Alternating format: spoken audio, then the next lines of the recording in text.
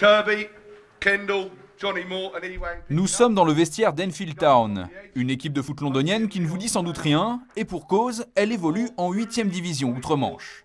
Mais il y a tout juste 10 ans, Enfield a bouleversé à sa façon le paysage du football anglais, en devenant le premier club du royaume créé, possédé et dirigé par ses propres supporters. Tout l'argent qu'on verse revient directement au club. On espère pouvoir acheter de meilleurs joueurs quand on aura plus d'argent et progresser encore. Ce soir, Enfield Town inaugure son tout nouveau stade contre l'équipe réserve du prestigieux club de Tottenham. Avec son budget minuscule, impossible de prétendre à l'élite.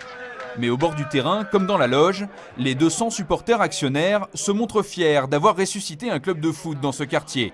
Le précédent avait été liquidé à cause de la mauvaise gestion du propriétaire.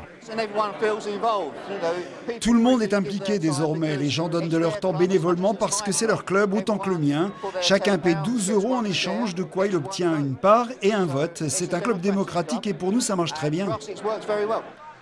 Enfield Town a été épaulé par Supporters Direct, une organisation mise en place par le gouvernement travailliste à la fin des années 90 pour aider les supporters à créer ou reprendre des clubs. Aujourd'hui, 26 clubs sont contrôlés par leurs supporters. Dans le foot, le rugby, le basket et le hockey. Pour le foot, c'est 21 clubs pour la Grande-Bretagne. Il paraît que vous discutez aussi avec des supporters français ? Oui, nous travaillons avec un groupe de supporters du FC Nantes qui s'appelle à la Nantaise.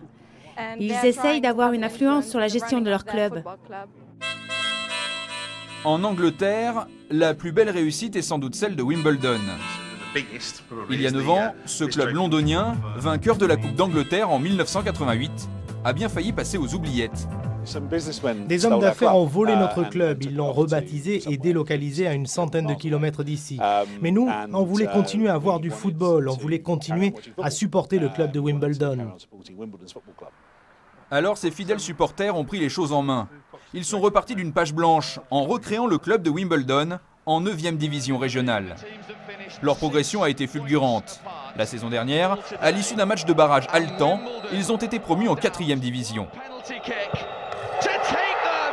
C'est le premier échelon de la Ligue de football professionnelle en Angleterre.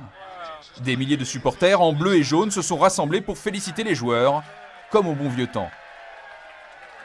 Récemment, on a demandé aux supporters ce qui était le plus important pour eux. Ils ont répondu que c'était de garder la propriété du club. Donc on essaiera de rester poli si un jour un investisseur vient frapper à la porte pour nous proposer de l'argent, mais on lui indiquera très vite la sortie. Merci et au revoir. 1800 supporters sont aujourd'hui propriétaires du club de Wimbledon. Leur objectif désormais, construire un nouveau stade pour accueillir davantage de spectateurs, augmenter les recettes les jours de match et rivaliser avec les meilleurs.